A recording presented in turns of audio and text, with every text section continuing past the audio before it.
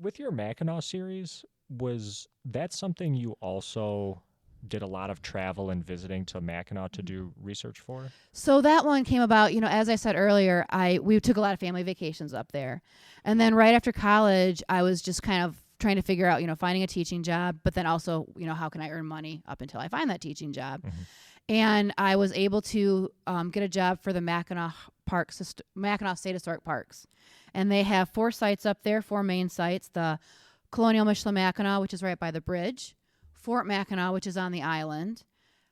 Historic Mill Creek, which is about 5 miles towards Sheboygan. And the lighthouse right there by the bridge. So they have all those. So I was able to work for that system, and I got to work at all the different places. My main focus was the Colonial Fort, and then Mill Creek. I did some adventure tours and, talking about the nature and everything out there. And while there, made some very good friends. And the first book for Mackinac kind of came up because my friends and I would always joke about how fun it would be to travel back in time and actually talk to the people that we were portraying. So some of those big names, Charles Langlade and his family and his wife, and the Sinclair family, and just a bunch of those families that are big up there. And so that's kind of how the book idea came about with that. So, the Mackinac series is time travel.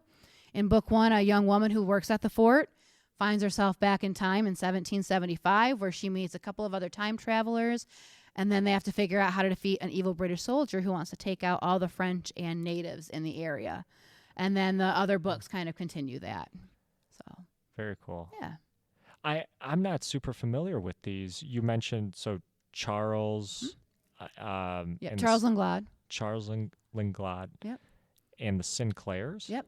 Patrick Sinclair was a really big, he was British, fur trader, kind of businessman up there. Excuse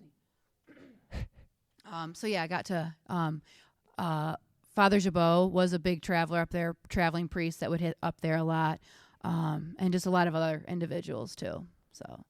And I didn't even realize that fort was an American fort that was used in the Revolutionary War? So it actually started out as a French fur trading post.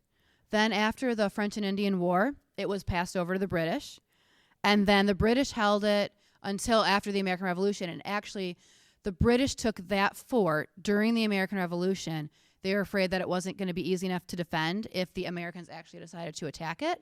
And so they actually, over the winter, moved the fort and a lot of the buildings piece by piece over to the island and started, building a fort there. And then they actually leveled the all the homes that were there and the fort pieces that were there. It's a common military practice. You level things out so your enemy can't come and use it later on. And so all of the existing buildings right there are reconstructed, but very painstakingly reconstructed. It's all based on the archaeology and documents and things like that. So it's very historically accurate. So that's how the British moved over. And then after the American Revolution, the Americans took over, and the British eventually left. They dragged their heels a little bit, but